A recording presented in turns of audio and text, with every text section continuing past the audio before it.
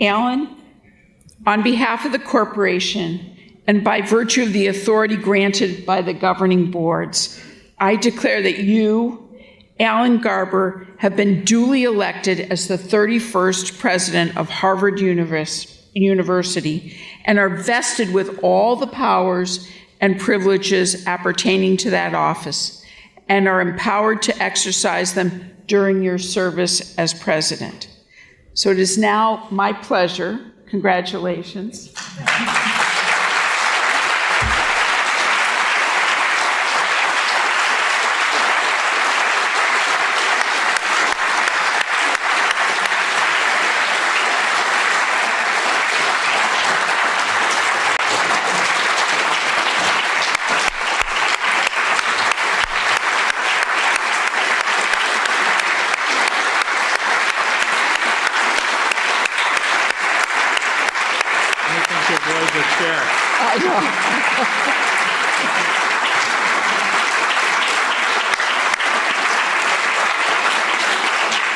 Alan, there's enormous enthusiasm in the room, and they just have postponed a minute because now it's my pleasure to invite our president to take his seat in the president's chair.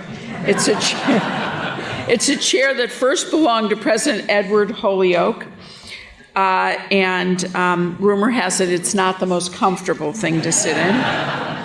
But for more than 250 years, since 1769, every Harvard president has been seated in it, both for installations and while presiding at commencement.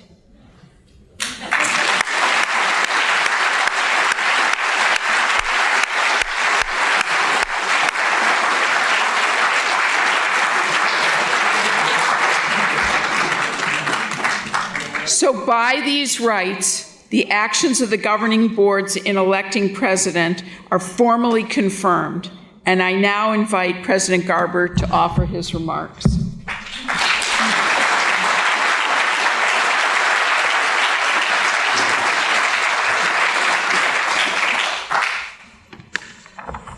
Thank you, and good evening, everyone. Nothing fortifies quite like a room full of colleagues and dear friends, including my partners in the work and my predecessors in the Holyoke chair. As to the chair, it's not really as uncomfortable as I expected it to be, but it was surprisingly warm when I sat on it during commencement. It seems to be growing hotter by the day. Seating aside, I am moved beyond measure by your presence here this evening. This is, in some ways, an inverted lecture. Each of you has taught me important lessons that have guided me to this point. What it means to be part of the higher education community and to be a part of this university. What it means to be an academic, an economist, a physician, a leader, a human being. What it means to meet the present, guided by purpose, and to imagine a future lit by possibility. But only 4 of you have taught me what it means to be a father, and only 1 of you has taught me what it means to be a husband. Dan, Ben, Allie, Andrew. I'll never forget what the head of school at Gideon Hausner said to your mother many years ago. He told her that we were blessed in our children. Your mother and I knew that it was true then, and I'm reminded of it every single day. And Anne, you have brought out the best in our family and the best in me. Neither would have been possible if you were not the best person I know. You and our children have made my life worth living. I can never express my gratitude adequately, so for now, let me simply say thank you.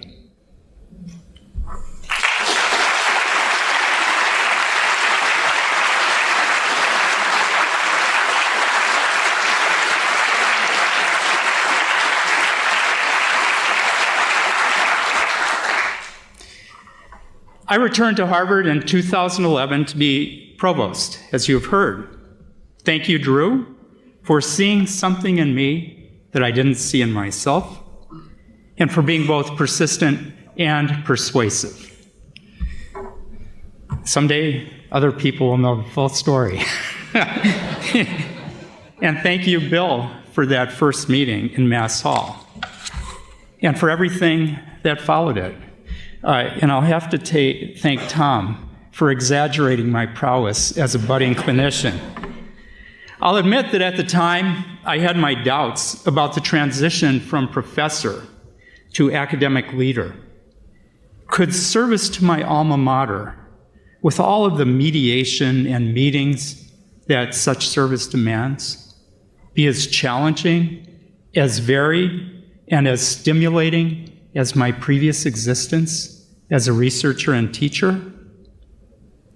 Now, more than 13 years later, I can say the answer is a resounding yes.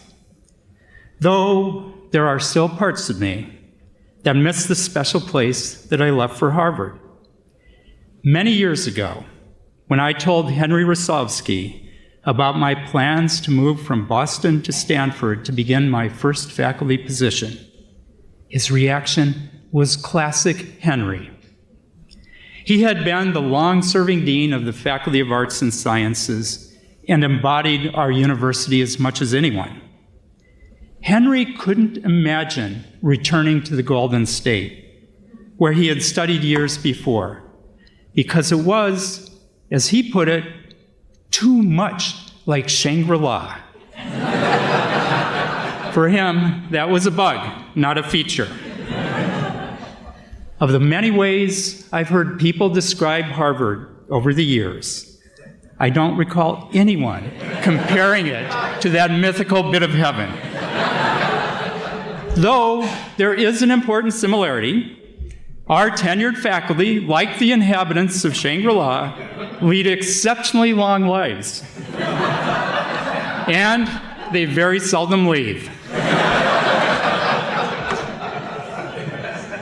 Perhaps Shangri-La and Harvard have another similarity: timelessness. At Harvard, as you have heard this evening, we are always conscious of our long history. That history, approaching 400 years, making us one of the oldest institutions of any kind in North America, and for the last century or so, one of the most influential in the world, shapes the way we think and act now, as well as the possibilities we imagine for the future. Our university is rich in beloved traditions and richer still in accomplishments. Morning prayers started in 1636, and commencement, a personal favorite, despite the chair, commenced in 1642.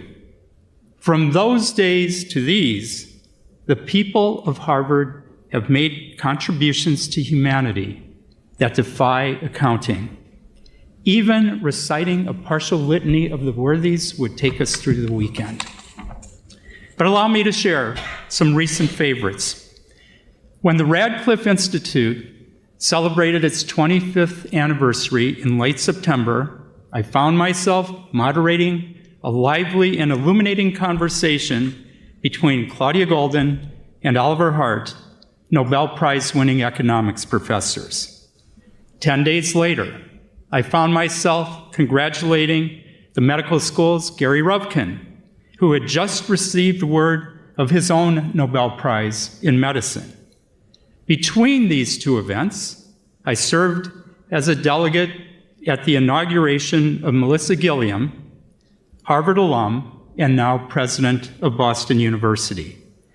I attended a barbecue with Harvard veterans and ROTC cadets. And I traveled to New York to see another medical school faculty member, Sigal Kadosh, receive the Blavatnik National Award for Young Scientists in the Life Sciences. Her research may one day change how we treat, and we may ultimately cure cancer, among other maladies. the work done at Harvard, the good that it does in the world, the good that it will do in the world is wonderfully abundant. That is not to say that our university is unassailably good. Members of the Harvard community have, throughout history, marginalized and excluded or ignored entire groups of individuals, and embraced and encouraged practices that we now condemn.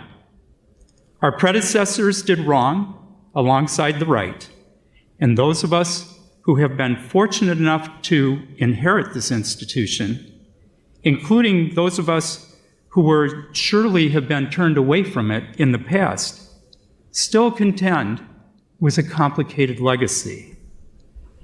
How does that legacy influence our present and our future? Accomplishment, longevity, and resources have led to prominence and visibility. People inside and outside of academia pay attention to what Harvard does and to what Harvard fails to do. People share their opinions, their suggestions readily. Most of them care about our university. While our institutional self-importance may, on occasion, be overblown, our institutional self-consciousness and self-reflection are justified and necessary if we are to avoid falling into complacency. That, too, is an important part of our legacy, one that we carry to a person.